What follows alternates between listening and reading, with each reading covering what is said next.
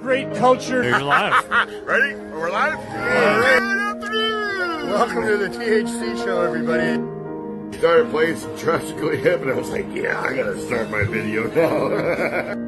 You have the right to do or not do whatever you want to do or don't want to do without any government coercion or prohibition until you interfere with somebody else. If you don't stand up for it, they'll continue to take it away from us. Your children will be a lot less free than we are, and we'll be a lot less free.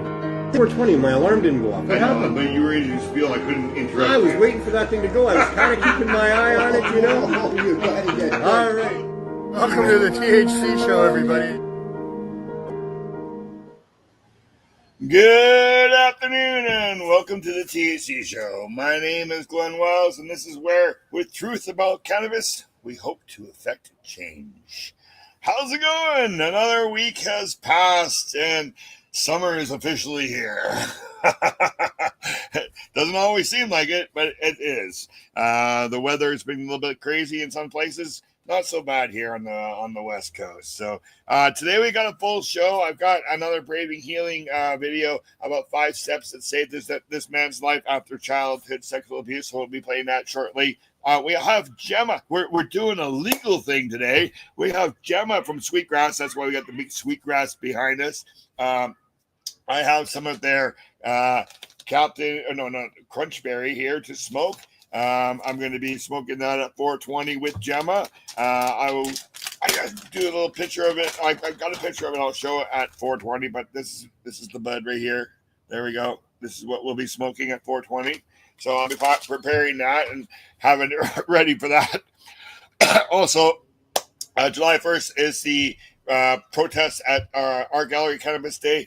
Sterling Orwell or the professor, the 420 professor, also known as Sterling Orwell, will be hosting it, and I will be there doing the show also, and we'll have a lot of CSP people there. There's some open vending happening, lots of things happening, so come down and join us July 1st. We have speakers. We'll have Dana and Johnny B from Medtainer, and many other people. We've got a couple of bands also, so it starts at 12 o'clock, July 1st, Tuesday, July the 1st, and it runs till about 6 o'clock, so hope to see you there. All right, let's do this video right now, and I'll do some sharing while we're doing this. This is about 16 minutes long, so yeah, I hope you can learn something about it. I use cannabis to help me with my PTSD, and I'm sure there's other people out there that could use cannabis for their PTSD also. So here we go. Let's do this. Share screen. Here we go. And I spent, my childhood moving from home to home. And my father was never around, my mother was never around, and therefore I was never able to figure that out. Like, where do I belong? My abuse started when I was between the ages of 6 and 7. It happened from a man down the hall. So, when we talk about knowing somebody either in family or somebody close, that's a great example of how it started for me. His abuse continued on for probably 3 years, but the weird part about it is he wasn't the only one in my neighborhood. There was another person, actually a couple. And from there, it kind of just perpetuated. Wherever I moved, it seems like I had a sign on my forehead saying, come and abuse me. And I probably looked like a vulnerable kid, looked like I was lost, which I was. So I was a perfect candidate for those predators to pick on.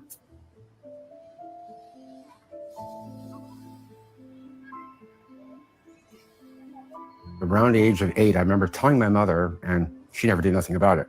So this is very, very common, especially these days. I'm hearing this more and more and more. I never felt like I was belonged. I always felt like I was abandoned. Right. So, and I thought from being abandonment from my family, like they didn't care. So therefore, my behaviors and my actions were always extreme. It gradually built that feeling of not belonging and isolation. It just grew and perpetuated, and I got angrier and angrier to, you talk about thoughts and feelings and emotions. That was the stuff I was dealing with. I was a very, very angry kid. I did everything from cutting to stealing to drugs, alcohol, lying. All those sort of things were the signs of what was happening to me, but nobody nobody knew the signs.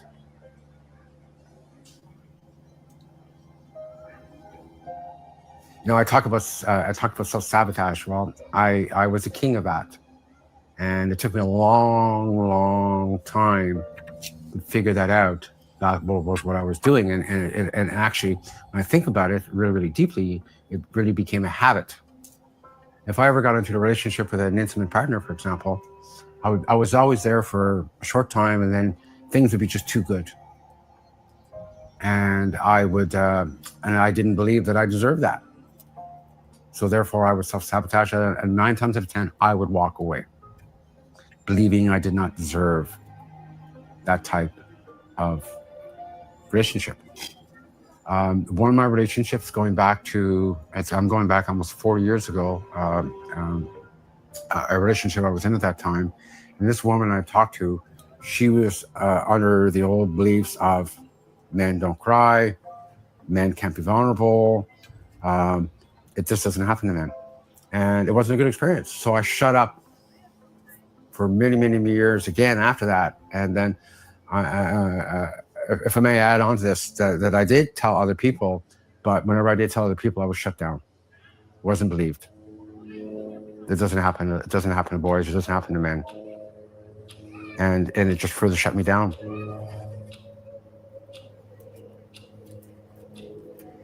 How's a kid going to protect himself from a grown-up? Especially if they're like 7 or 8 years of age. Right? What are they going to do? How are they going to protect themselves? Right? But I still believed that it was my fault. I believed that it was meant to happen. And from the grooming that I received in the past, they said that was normal. This is what little boys do. This is what little girls do. But I didn't know any better. So I believed it. My shame, or my inner child, we want to call it, but it's a shame, was what we're talking about, drove my bus all the time. It was in control of me all the time. I have no self-worth, so therefore, I'm going to shame myself. Because I'm carrying a secret that I tried to talk about, which nobody would ever listen to me. And whenever I did talk about it, I was shamed for talking about it. So therefore, shame was like putting on my socks every day. It was normal for me to feel shame every day, and that's precisely how it worked for me. So I would go and medicate myself. Before I came here, the only feelings I knew were shame, that feeling of dread and not self-worth, and the other feeling would be when I would get high. That was the only other feelings that I knew. I was suicidal. My life was a mess. My finances, my personal life. I was tired of living the lie that I was living. I have no trust in people to begin with. When I came in here, I was not in a good place. And the last thing I expected to be, I knew what I was in for or what I was getting into, but at the same time, I didn't know what I was getting into because I had huge trust issues. So for me to come in and sit in with a bunch of men, total strangers, including the 2 facilitators, probably the hardest 5 steps I've ever walked in my life. Now I glide up those stairs like they're not even there. But when I first came here, as I hear from many others that come here, those are the five of the hardest steps they've ever taken in their life. Frankly, if I hadn't come up those 5 steps, this is going to sound really hard, but I probably would not be here today. I honestly do not believe I was here today. Those 5 steps helped me find the light. I needed to find light. Well, I spent almost 50 years having this buried. When I came here, I didn't know nothing. I didn't know anything about trust or any of that stuff. So here I'm coming in blindly, not knowing what to expect. Other than we're going to talk about this, and not only that, but this is at a peer level. This is not even at this is not from a psychologist or a therapist or anything that's running this. This is just strictly a bunch of men sitting around, not knowing one another, don't trust one another, and we're going to talk about stuff that we'd never be able to talk about. It's kind of hard to tell somebody, well, come in with an open mind. It's just not that simple. Not when you have a wall here and you got a wall here and you got walls all around you. And how are you going to find that? How are you going to let that wall down so that you could actually express yourself to the conversation? How are you going to find trust? Like, where do you find it? So most people that come in here are all very unsure of what's going to happen, how they're going to feel. Is it safe? Those are the big questions all the time. Those were my questions when I come in. So it was really, really difficult in the beginning, probably the first week or 2 weeks, to figure out, well, where do I fit in here? What can I say? What can I say? How much of my story can I really say? Well, this is the beautiful thing about this place is that, I was able to come in here and I was able to say my story as the other men were able to say the story. No judgment. That's the big thing. There's no judgment. And I didn't have to worry about them going behind my back and stabbing me in the back, or vice versa. They didn't have to worry about that. So in the beginning, it was very, very, it's hard to put words to it, but nevertheless, it was fulfilling in an aspect which I never thought conceivable.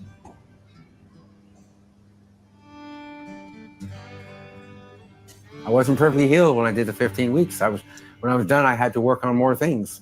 And the beautiful thing about it was when I did the second phase, it helped me, I don't know, it helped me search deeper into myself.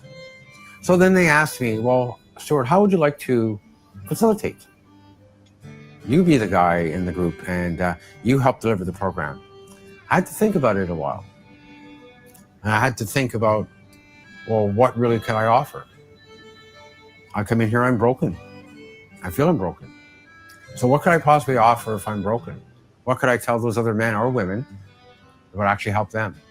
And then after I talked to the staff a bit more at that time, and they helped me realize that, well, some of the things that I had struggled with, those are the sort of things that you can help others with. So I jumped into it like I'm jumping into cold water. And the first time I did a group, and nowadays we wouldn't do this, but basically the first group I did was by myself. As time went on, I started doing more groups and more groups and more groups. But people need to understand too that just because we're a facilitator doesn't mean we're still not working on ourselves. The only difference is I'm not sitting on the other side. I'm sitting on the side that I'm delivering the program. But lo and behold, it helped me more and more and more with myself and with my own thoughts and my feelings to work. Because at that time, even though I had done all that, I was still trying to figure out where I fit in, where I belong. I've talked to literally hundreds, even thousands of survivors over these years, not just people that have come through the gatehouse here, but internationally around the world. And I hear all very, very similar stories. Obviously, our experiences are different, but how they felt and the feelings they went through it was incredible to hear that, and then be able to have somebody actually relate to what you're thinking and feeling was really monumental in regards to me finding my way. When you believe all your life that you're not worthy of people, yourself, of good things happening to you, and then this comes along, it's kind of like, I don't know, there's really no way to describe it other than, I did find the light, and I'm able to actually say to this day now that I love myself as where I spent most of my life hating myself, self-destructing myself. So those 5 steps are huge.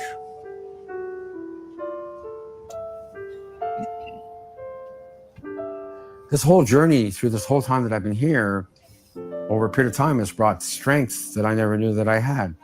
And it keeps getting better and better as I got along, right? My bad days are, sure, I have bad days. Who doesn't have bad days? But my bad days are not like they were 10 years ago. It's wonderful to watch people grow. It's wonderful to watch people. See, people don't get to see this as we get to see this.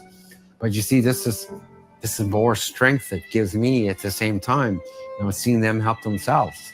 They come in here, they felt like I did when I came in here. They're broken, they have no self-worth. And then they start to see that they're actually a human being, and they have feelings, they matter. And then the beautiful part about this is them actually believing it.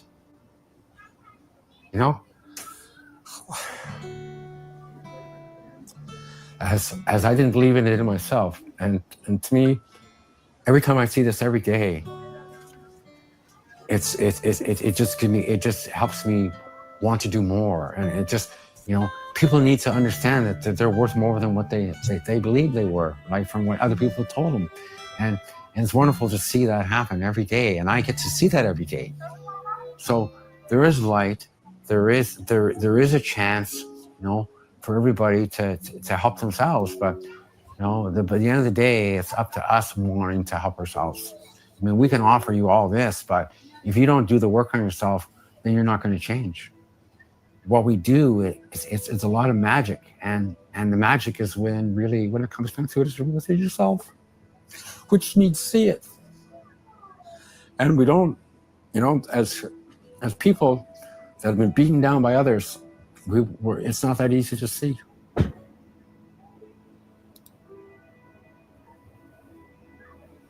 In Canada and a lot of other colonial states, this topic is not a good topic to talk about, and the laws around it are very lax. We have a lot of work to do ahead. So when I talk about where I want to be in the Survival Council, I just want to be able to address those, as a council, be part of this, being able to address issues that nobody will talk about, such as childhood sexual abuse. That's what we want to do. We want to be able to approach the government. We want to be able to go there and offer them, not just statistics, but actual, knowledge and resources so that other people can help themselves.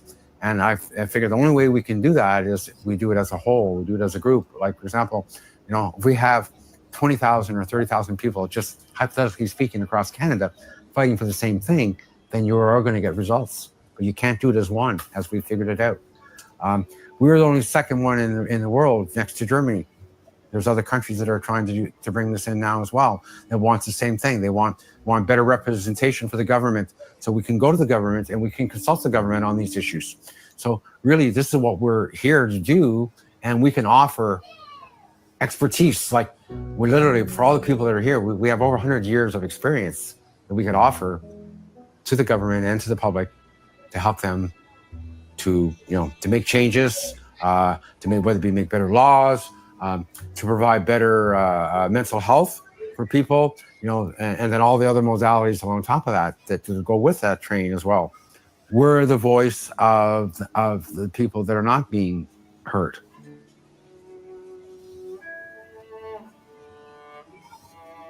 I always encourage people to come up those steps, even just to come in and try once. And if you don't like it, well, you can leave, and there's no judgment, right? So, there is a certain amount of if I can use the word gamble, and you're coming up here because you really don't know. You're coming in, you're talking with strangers. Well, how are you supposed to feel? What are your expectations? What are you trying to achieve? Is the gatehouse going to be able to do that? Am I going to be able to trust them well enough that no one's going to violate me? Like, those are the kind of questions we get, right? Even to this day. And we can't really tell them too much other than we won't allow that stuff to happen. But at the same time, you have to let your wall down a little bit and trust us a little bit in order for you to try the process to move forward. And that's exactly what I had to do. I had to find trust, even though I didn't trust. Everybody deserves to feel like a human.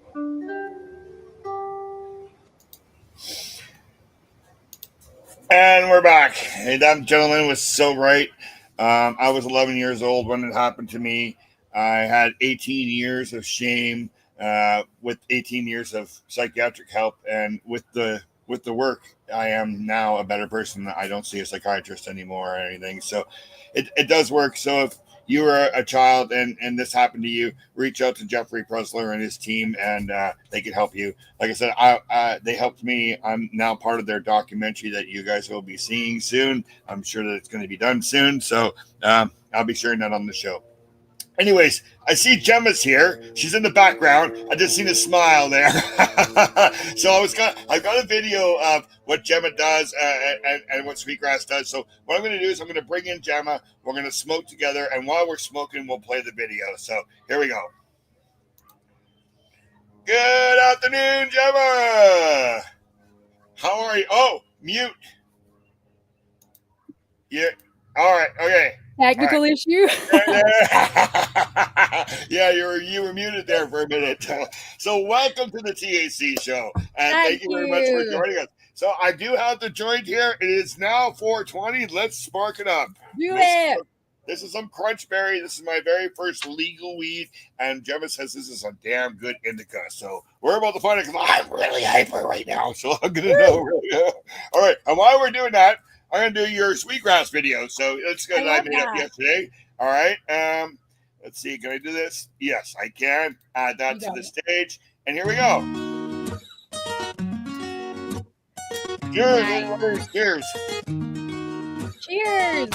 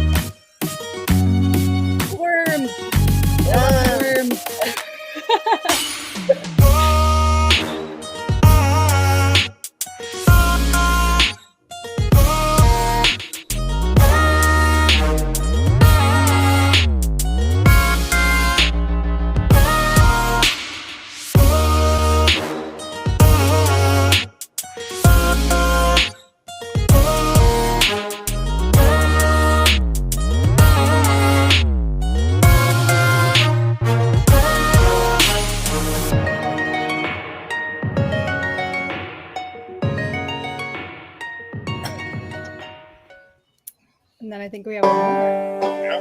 Oh, yeah. Rolling. 5 minutes. Yeah.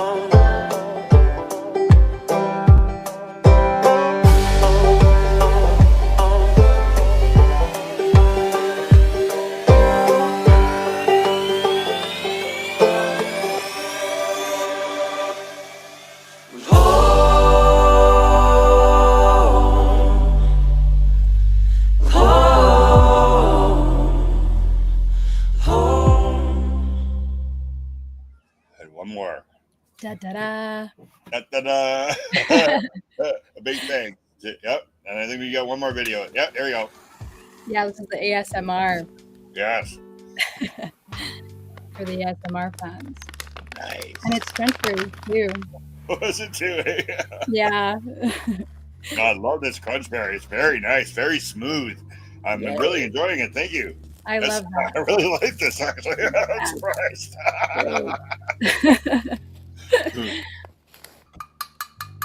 Buddy, I already beat you to it. I'm smoking it. You're rolling it. Yeah. That's funny. Matt's watching too. He says, love crunch berries. Can't get enough. I saw that. Yeah. Yeah, it's definitely a popular.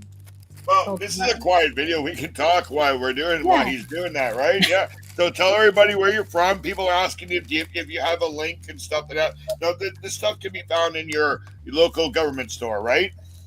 Yes, totally. We are available in BC and Manitoba, and then we also have a medical, like our own medical platform.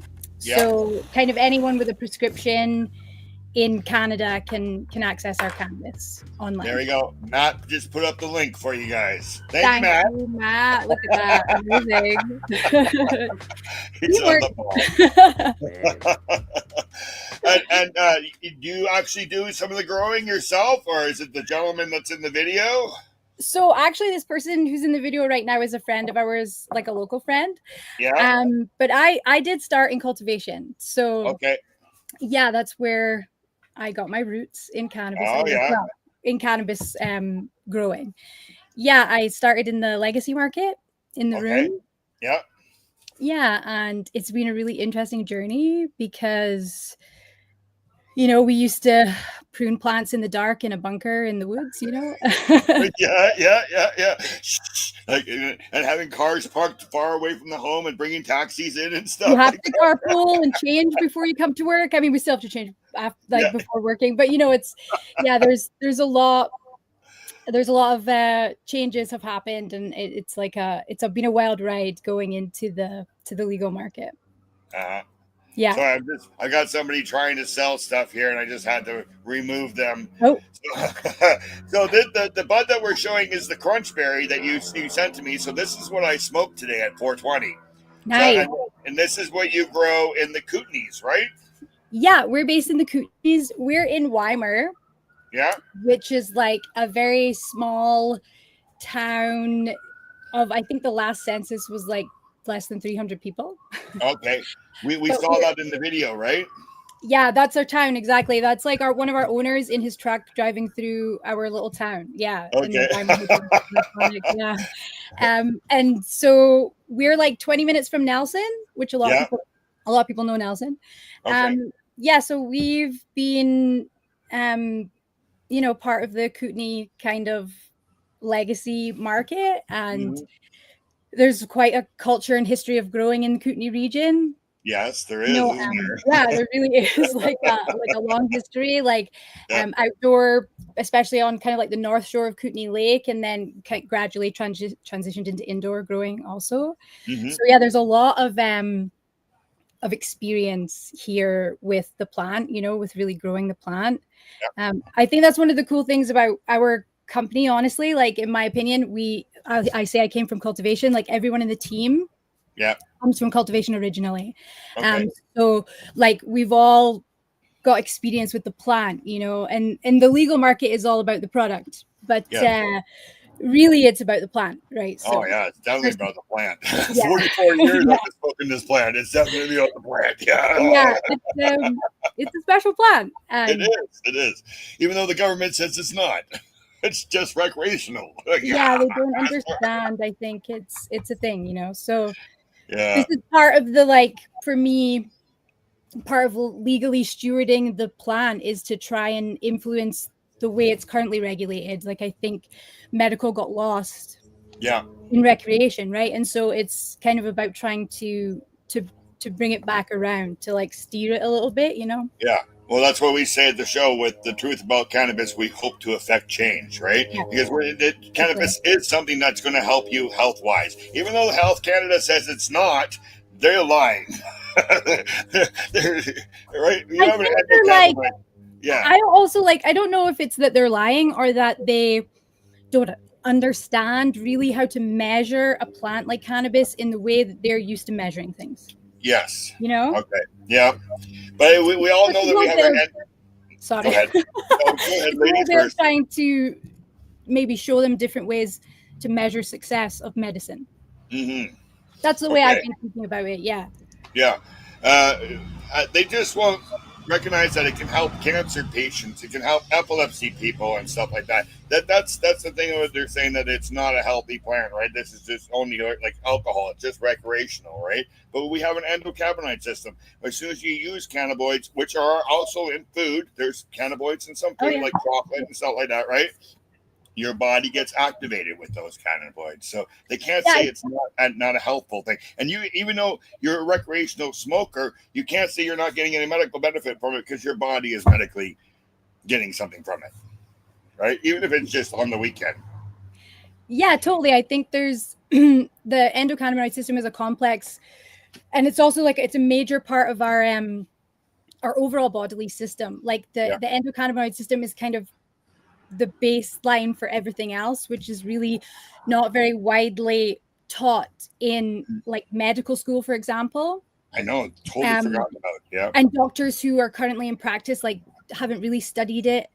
So it's, I think, like not very well understood within medicine. Again, I think in the context of how they like to explain everything and show that something actually works, you know, they need like randomized control trials, and there need to be consistent ones that show the same evidence. And they're trying to squeeze a plant, you know, like a complex whole plant medicine into a small box of standardization. Yeah. Which is what they love. But it's very difficult to do that, right, with a plant that has so many different cultivars, and growing environment affects what it produces, you know, like there's so many different factors. And there's even new cannabinoids that we're finding still to this day. All the time, yeah. Yes, and even like above and beyond cannabinoids, it's like to think about, for me personally as a plant medicine nerd, to think about the whole plant as the medicine, not just like isolated compounds from within it. Mm-hmm. So when we just focus on cannabinoids, I think we also do the plant a disservice. And I think like recently in 2024, there was a study published where they were analyzing cannabis, cultivated cannabis plants. And they found over 6,000 different chemical compounds within it. So it's like pretty high number. Yeah. And before it was they knew there was a few hundred for sure in there. Yeah. And now it's like 10x'd it, you know, to 6,000. And so that to me is super interesting as well. Like, what are the other compounds within the plant doing, not just the cannabinoids? So yeah. Well, I know that's keeping me healthy. It's been about 10 years. I haven't had a cold or a flu or COVID or anything like that. So it's been definitely keeping me healthy. It helps with my scoliosis, my pain and stuff. So I take CBN and full extract cannabis oil in a capsule every night. So it's definitely keeping me healthy. I love that. And I think the whole plant medicine part of it is helping for that. You know, I think just focusing in on, I think full spectrum is the way, right? Because you're getting complementary medicine from the other like chemicals that are in the plant. Yeah, and even juicing the plant. But yet Health Canada won't allow you to have the amounts to make yourself healthy.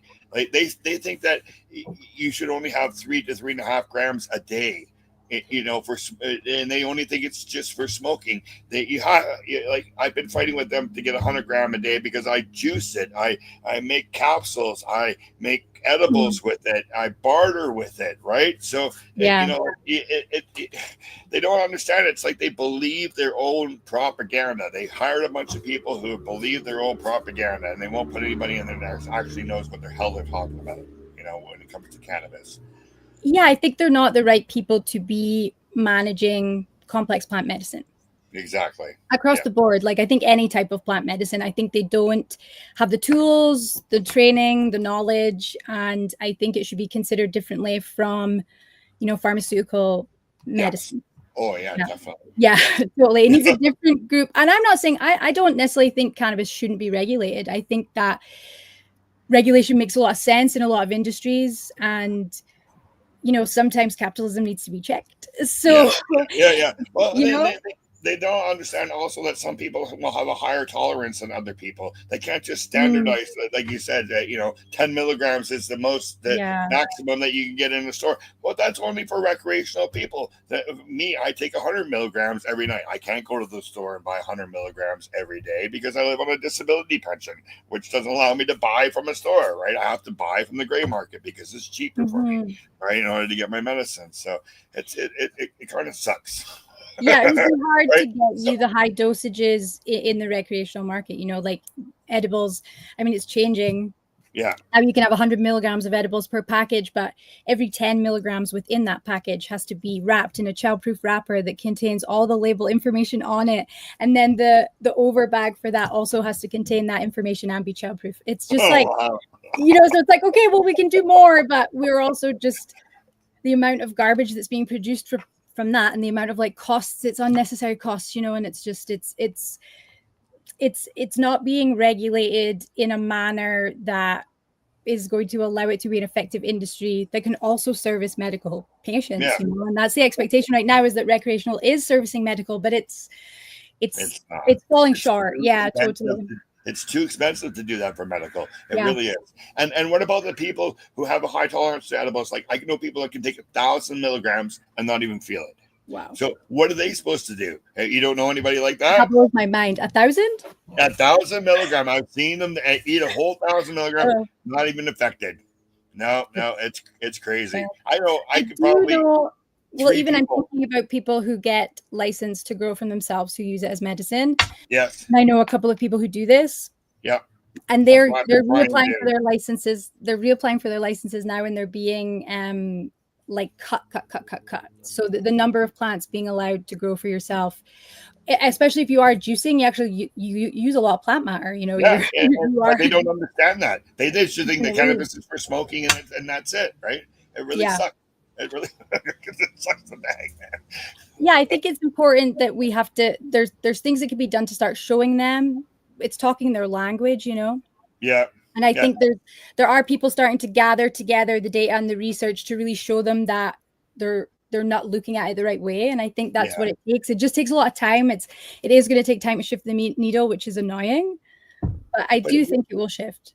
It wouldn't have taken the time if they had hired somebody that actually knew what was going on, instead of hiring people who don't know. So then we have to take time to make this so they can make more money, and then we realize that it's a healthy plant, and then we should be doing it, medically too. Like, so slow with the government, man. I know. It's so slow.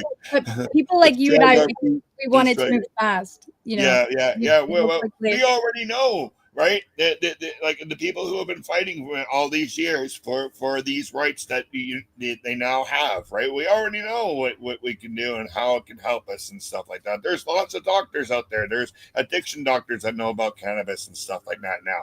They can just hire one of those guys, right? Well, I'm advocating for herbalists.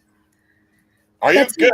That's who I think, people who work with plant medicine should be dispensing plants like cannabis. And I think they should be working with their clients, to help those things. So I think there's other plants you can combine with cannabis to make it more effective, and for maybe to minimize some of the side effects that affect some people. It's I love cannabis, weed. She has influenced my life in so many ways, and I love her, but she's not for everybody all the time, for everything, true.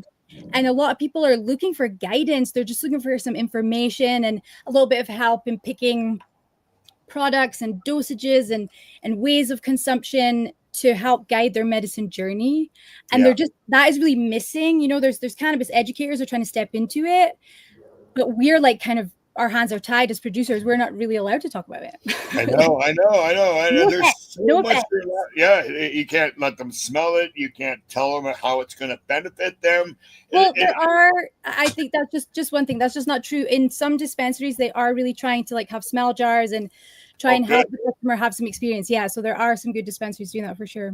Yeah, I can kind of see Health Canada's view on that, because we're not doctors. Bud tenders are not doctors. Yeah. But bud tenders are experienced people with cannabis and already know, you just got to hire some good bud tenders that actually have been in the industry for a few years and stuff like that, and actually know. True. Right. But it's also that's a lot of pressure to put on a bud tender.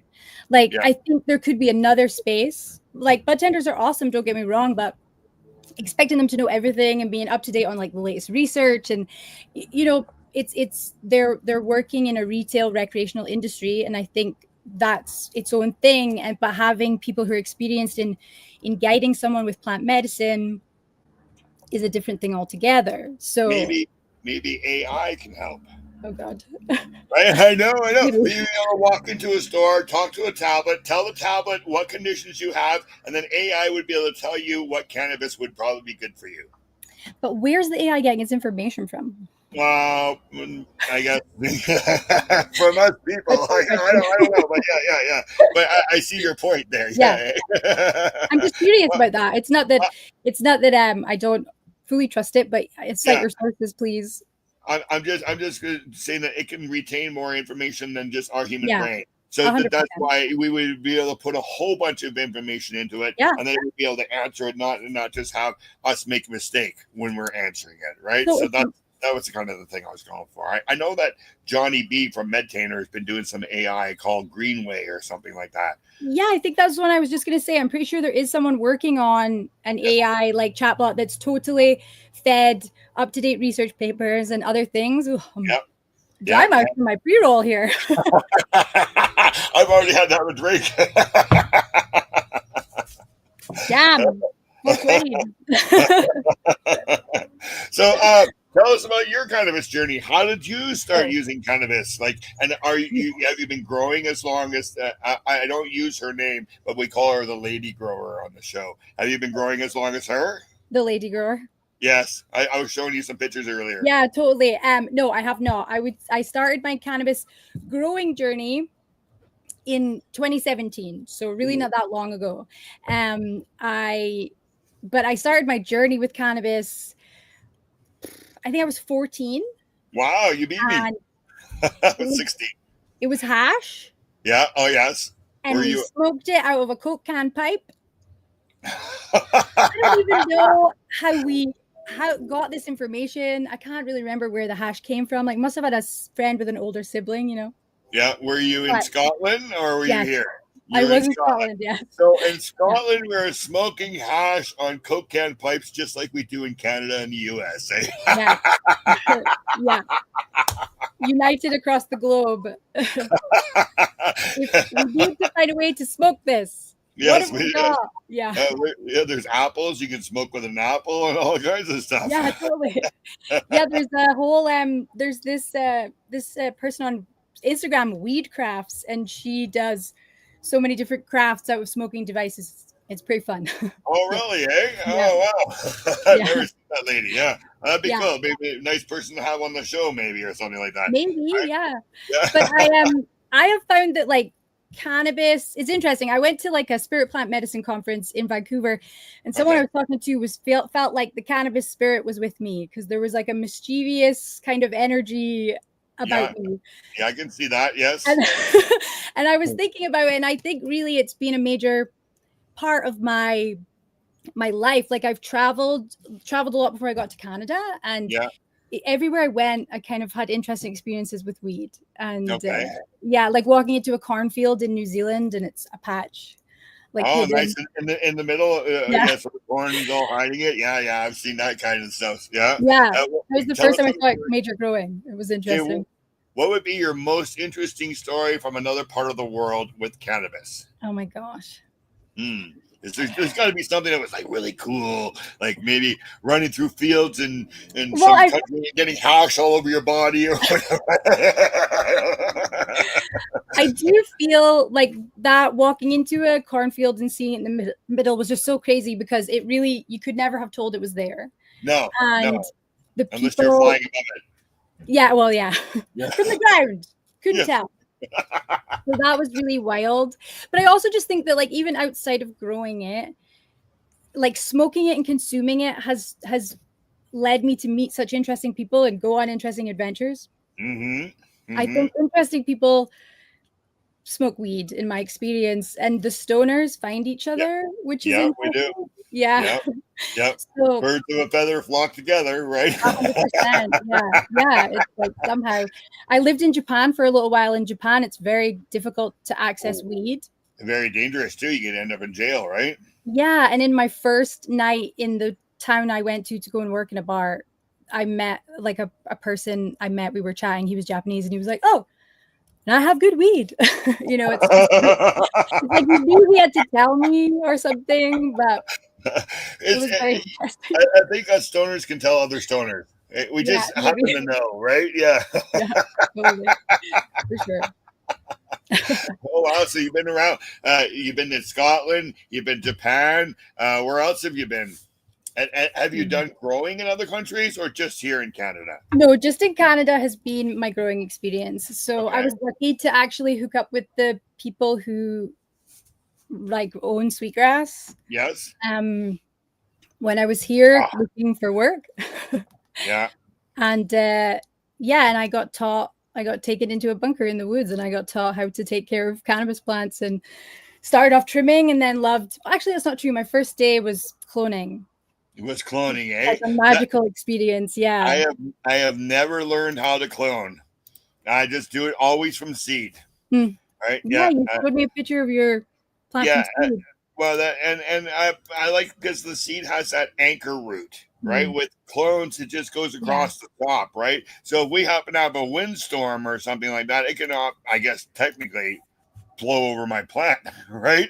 So, but yeah, I've always just thrown some seeds in the ground and see what I get, right? It's always been that way, right? Pheno hunting. Yeah.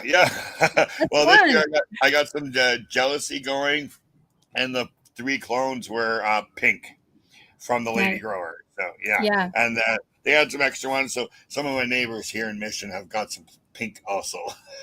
Yeah. Yeah. Nice. I love that. Tell us more about growing up there in the Kootenays. You've been doing it, what? So you said 2017? So how long did it take you to learn to grow plants? Oh, I think that growing weed with people, like I was always really like best case scenario, the assistant. Yeah. I'm the helpful, interested assistant, but people with much more knowledge than me are making the hardcore decisions. Like Julian and Andy, like the master growers at Sweetgrass, they have 25 years experience each, pretty much.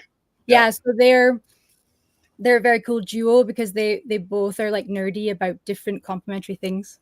Yeah. So they're cool people to know and be around because they'll always teach you interesting stuff about the plant. I think it's building a relationship over time, is what I see the master growers doing. How did they get that title, master grower? It's funny. Or is it just somebody that gave it to you? Because I know that there's a school in California where you can go and learn all about this stuff and then actually get a certificate after you're done, right? But is there something like that? I think UBC has a growing course, doesn't it? There definitely are schools with growing courses. Yeah. I'm still dry mouth. I'm still going for No problem. Yeah, I think the master grower term, honestly, I think it comes from somewhere else in horticulture. Maybe there's another growing perspective, but it's funny that you mentioned it because it's something that Julian says to me a lot, that he doesn't really like the title. Yeah, because it kind of says, did you go to school for that? How did you get this title? Right? I know how to grow weed and I know how to do it well. That's probably all you need to know, right? Yeah, experience is university of life, it's what's happening. So, he just calls himself a farmer, and I would say Andy too. And plants don't take holidays, so farmers are always working every day, right? Yeah, and I think especially when sometimes people who love plants, it's like we let them really take over our lives. So I live in a small space. It's full of houseplants. I have a giant garden that I'm always having to take care of. I work for a plant. Like I'm literally doing its bidding every day. And the master growers and a bunch of the team are the same. Like everybody has gardens, and everybody's like, someone at the team, she's obsessed with dahlias and she's got all the bulbs. And we come in the lunchroom in the summer, there's like carrots from someone's garden. And so everybody's kind of clocking a lot of hours with lots of different plants. This is my only other plant that I got.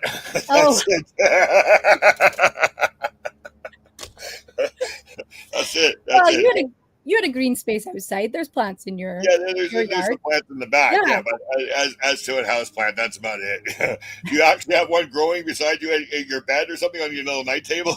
I have no weed plants in the house. No, they're too temperamental. I'm working, for me, I'm puttering. I mean, it's like I can take care of her and she can just grow, but I think to really produce something out of it, I have to really baby them. And I'm kind of babying my food plants because I have access to excellently grown organic craft cannabis like in my neighborhood. So and there's not too many people around there to share with, so there's lots of it, right? But then the ratio of like population versus people who are growing weed is kind of skewed. So there's a lot of weed per capita in the community. Not too much There's alcohol growing. there, I guess. Well, Gemma, it's been a blast to have you on the show. Thank you for joining us. I'd love to have you back again. You've got some new strains coming out or something like that. Do you have anything? Tell people. Sure. Sorry, I'm going for it. We have a new cultivar coming. It'll be arriving at the BCLDB on the 5th of July. And will be available for purchase. And it's 14-gram formats of Divine Intervention. The sativa. Yes. Yeah. So you're an indica guy. So yes. No, just for everybody else, you're not going to see God when you smoke this, right? It's not really a divine intervention, right? Maybe that depends what you do after you smoke it. Okay. Where did they get the name? Did it come with a name? Did somebody make the name? Divine Intervention is the name given by the breeder who's Bodhi Seeds. So and he does really interesting on a Sunday or something in church and call it Divine Intervention. I don't know the story behind the name, but Bodhi is kind of known for interesting genetics and interesting naming. I've heard that name before. Soulmate, I think Soulmate he had. Okay. And he really this is a landrace cross, so it's really an interesting kind of sativa. There's not a lot of it on the market, I would say, because sativas are harder to grow and they need a longer time. And they're, Julian showed me the room one time. This is why we don't always grow sativas. And it's like tall and scraggly and tiny. Yeah, and then there's thinner leaves and everything else like that. Yeah. So, it's not good. They're not good production strains, but Bodhi managed to really lock in some cool landrace sativa genetics, and he crossed it with them. Wookie is kind of like his strong dad who helped bring in some of the more indica traits, but it's definitely it's a beautiful sativa where you can kind of go anywhere, do anything, I would say. Oh, that's great. What I smoked at 420 today, so. And they gave you the dry mouth. I guess there's that. Maybe I can dehydrate. Well, I guess I've only had one sativa, which was Chernobyl, that put me on my ass. So I know that there's some pretty good sativas out there, right? But I am a hyper person already, so and I like it to be reversed so I can think clearly and stuff like that. That makes sense. Yeah, and try not to interrupt people. Hard. How do people do it? All right. Well, like I said, I hope to have you back soon. Maybe we can have one of your growers come on the show totally. Too. And that'd be great because they're introverted. They're introverted plant people, but sometimes we can pull them out into the. So is Lady Grower. Lady Grower's an introvert too. Yeah, that makes sense. I think they all are. They just want to hang around with plants, not people. It makes sense. It's been a blast, Gemma. Thank you very much for the laughs and everything. Thank you. Hope you have a great day today. And you too. That was a great chat. We'll talk to you soon. All right. Yeah, for sure. Take care. Bye-bye. Bye. Oh, that was fun. Oh, yeah. All right. So let's go do Neil Magnuson's memorial video, and then we'll be back because that's what we do. All right. I got to get it to work. There we go. Present. Share screen. Let's go with Neil. Go to Neil.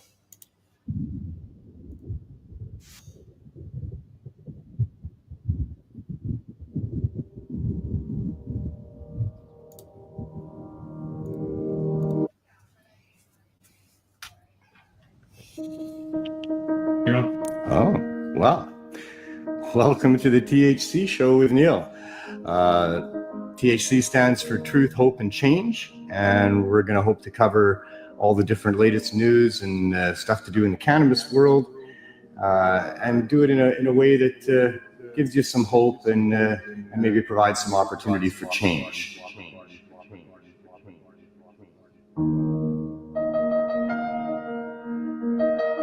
You guys want some free weed? Well, let's get this underway then. You're live. Ready? We're live? You're live. All right, hey. Welcome to the THC Show, everybody.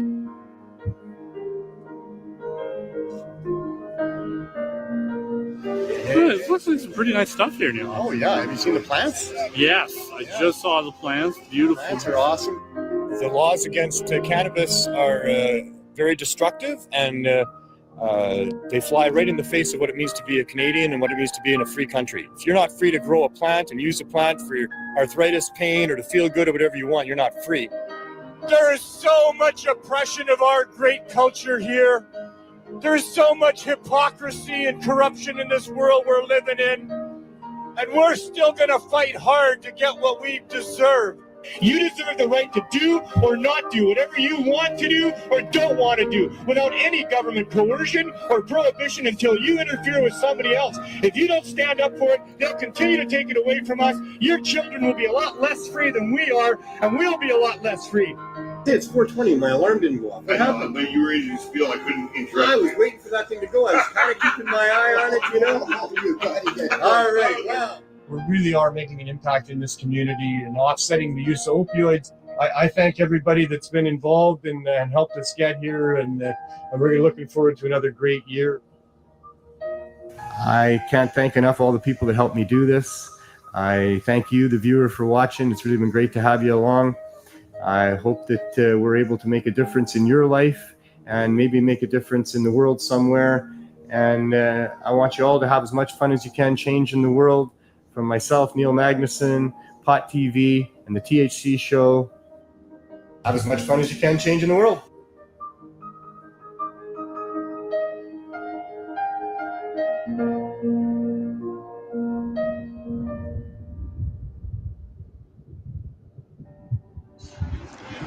So I'm a bit of a patriot. I love my country. I hate my government. I'm scared shitless of those people. They are corrupt as could be, and they can make our lives miserable, but I love Canadians. So when it was time to help out with these pot rallies that I've been going to for 5 years, one of the first things that came to my mind is, well, we got to have a proper anthem. We need to have something that's thought-provoking, that's respectful, that's not stupid, that helps to teach people about what we're doing here. So I wrote my version of O Cannabis. So without any further ado, if you know the words, give me a hand. If you don't, that's fine. I'll sing them for you. O Cannabis.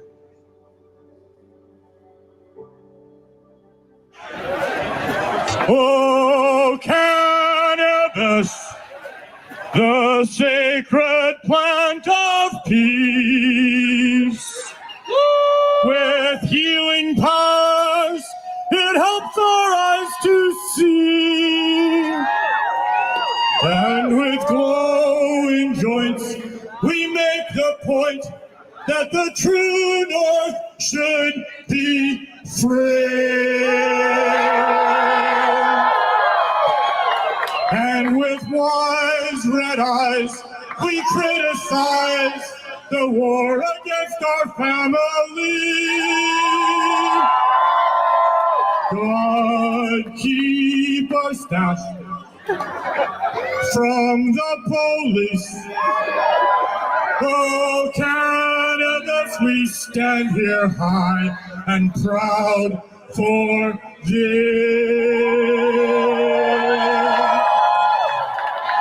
Oh, cannabis, the sacred plant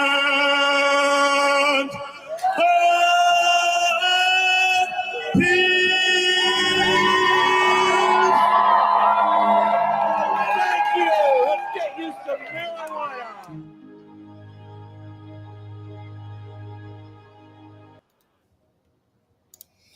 Peace, buddy. I miss you. We all miss you. All right. Next week, we're going to be live from the art gallery if everything works out. And it should be. So we will have Sterling and a few guests next week. And I'm probably only going to do a half an hour show because there's speeches and entertainment going on in Cannabis Day that we can't take up a whole hour of their time. So probably only going to do a half an hour show next week. And yeah, we're going to have all the CSPs there, I believe. So we'll have lots of people to talk to. We'll have Sterling or Wild, known as the 420 Professor. We'll have him too. So it should be an interesting show. It's going to be an interesting day. Then the day after that, Isabel and myself, my daughter, will be heading on a road trip. We're calling it the father and daughter Great Canadian Road Trip to Toronto and back. She's now 13 and wants to do it again. She did it when she was 5. So making it happen with some help from people that have helped out with some gift certificate or gift cards and gas and stuff like that. So that's been really helpful. And yeah, we'll see you all next week. Remember to go out and do something nice for someone today. They will do something nice for someone else, and we'll have a better world to live in. And as Neil says, have as much fun as you can, change the world. All right. All the CSPs are doing good. Chris Backer, hope you feel better soon. He just finished with this surgery. He is at home right now, getting some cannabis into his system and healing. So we want to send healing, positive thoughts to him. So take care, everybody. Thank you for sharing. Thank you for watching. Don't forget to like and subscribe. Oh, yeah, I meant to tell you, Pot TV is now 24 hours, 7 days a week on YouTube. They have a 24-hour streaming thing. This show will be uploaded after it's done onto Pot TV also. So check out Pot TV 24/7. Have a great day, everybody. Take care. And don't forget to hug someone.